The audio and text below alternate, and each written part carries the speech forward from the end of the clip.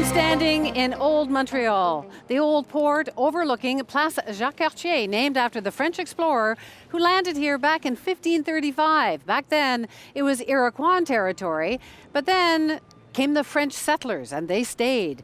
And it's that history that makes Quebec so different. The culture, the politics.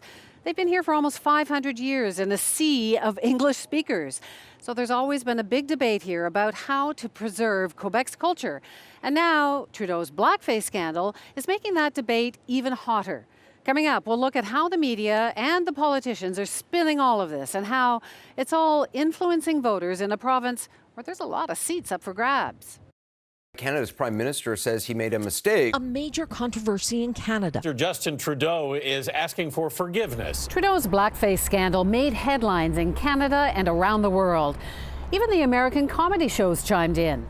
I'm not going to show you the picture because it's really bad. This is pretty bad. This is not good, man.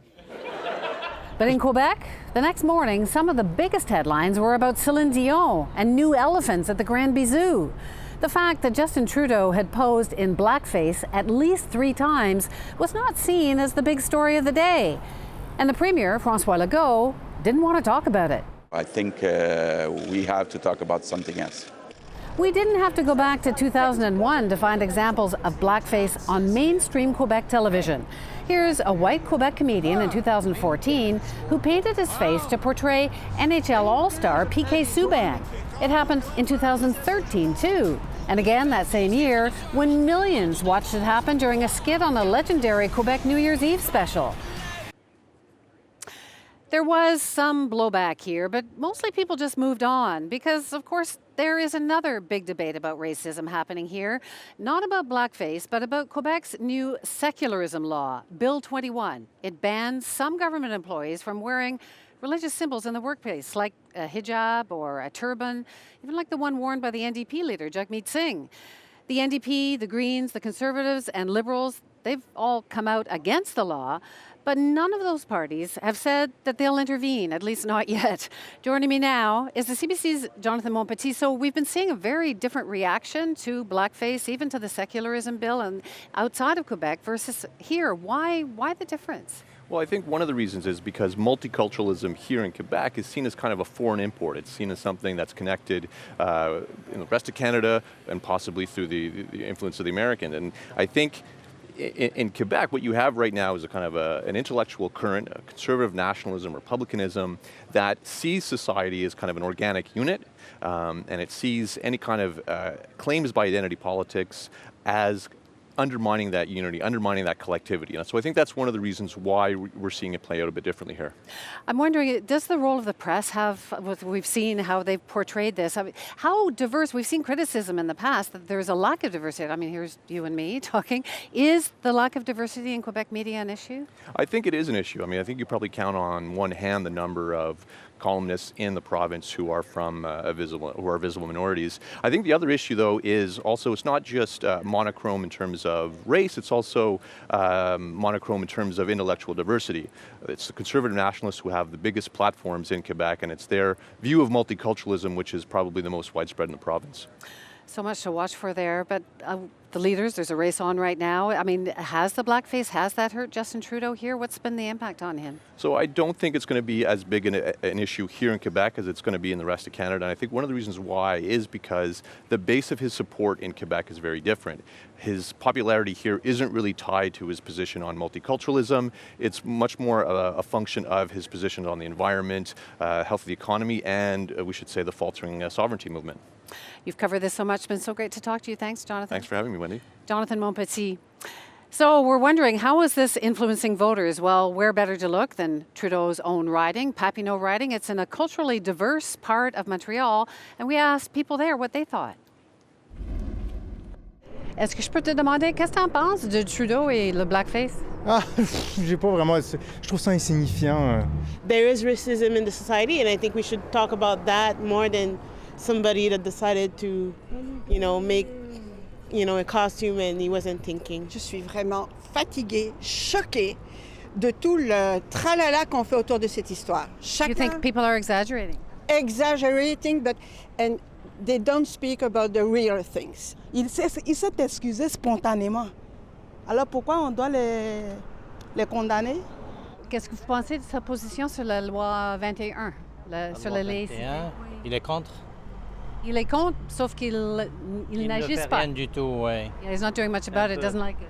Yeah, c'est un peu contradictoire. A bit contradictory. Yeah. I mean, Quebecers, if we all put Trudeau as new PM, he will go against the Law 21. Is that good or bad? But it's really bad. I'm joined now by two people with very different views on this whole debate. Idil Issa is part of a group of women of color who are challenging Bill 21.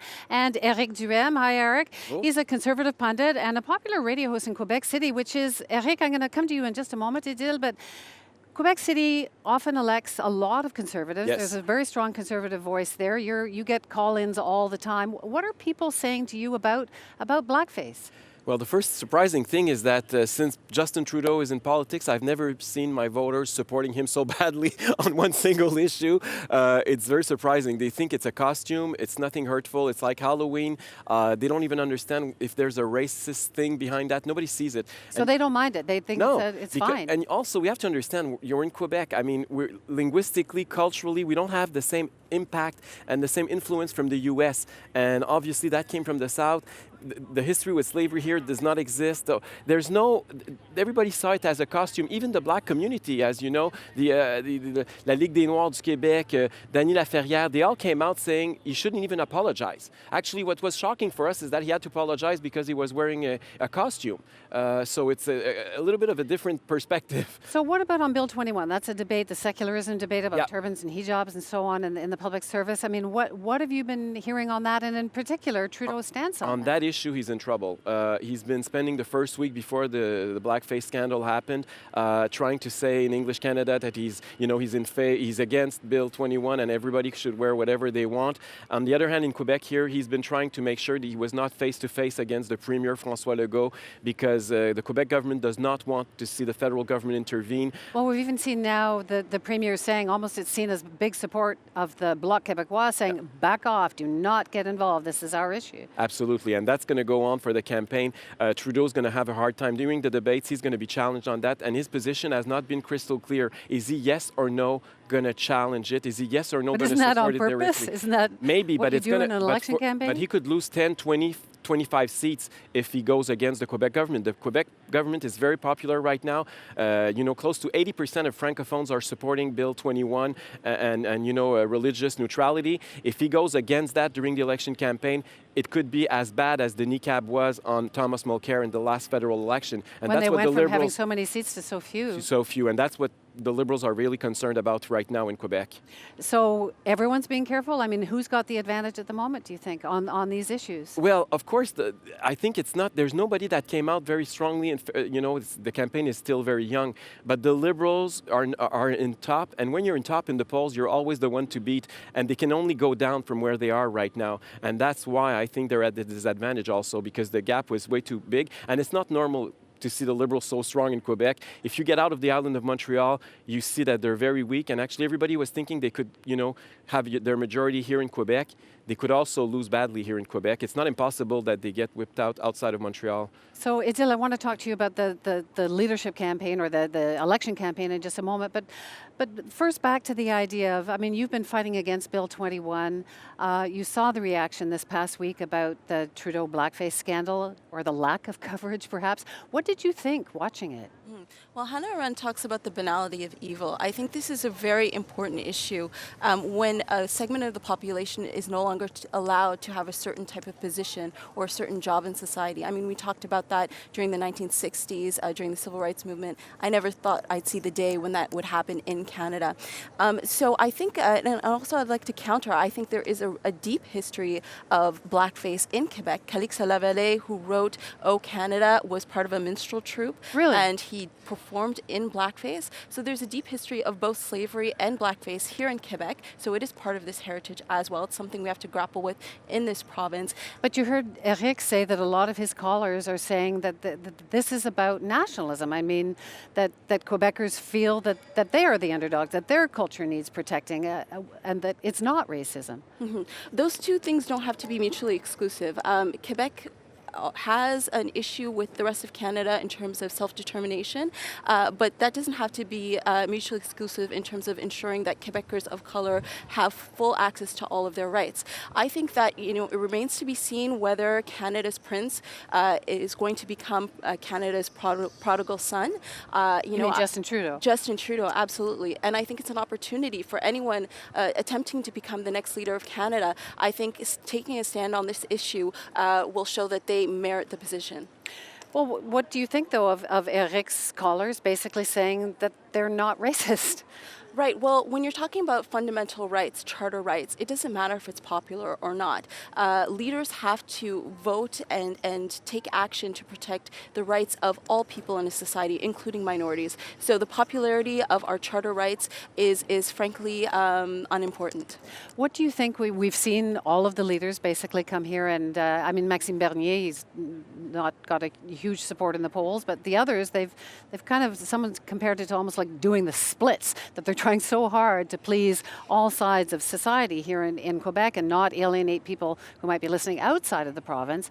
What do you think of the way that Trudeau and Scheer and others are portraying these issues, not just blackface, but Bill 21? I think it's shameful. Multiculturalism has been a part not only of brand Trudeau, but also brand Canada. It's been part of our image in the rest of the world, and our image has been severely damaged by this scandal. So I think that the leader that's willing to take a stand and to say, no, Canada values diversity, values people of color, and will not tolerate this type of behavior, I think that is the person who will lead Canada into the future. We're dealing with migration, we're dealing with climate change. Diversity is increasing, and the leader that's going to be able to deal with these complexities and to navigate them is the one who's going to be successful. We've only got a minute left, but Eric, what do you think about it? I mean, Adil is basically saying it's not nationalism, it's racism. Well, first off, multiculturalism in Quebec does not have a good name, let's put it that way. She's right about maybe elsewhere in Canada and among liberal groups, but for many Quebecers, multiculturalism means that they're just one among many small minorities across the country. And for us, we're part of the two founding people of this country. It's not part of the deal that we're in. And if multiculturalism is the deal and we're one of the small communities out of that, I think you're going to have a referendum in Quebec very soon, and the results are going to be quite different than those that we saw in the past. It was interesting yesterday. We were in Papineau riding, and we were speaking to people. There was one Muslim fellow who was saying, we just want things to calm down. Yeah. We just want things to calm down, and maybe Bill 21 will work. It's having a very significant and negative impact on the lives and lived experience of Muslims, Muslim women, and other people of faith who happen to be citizens of Canada and Quebec.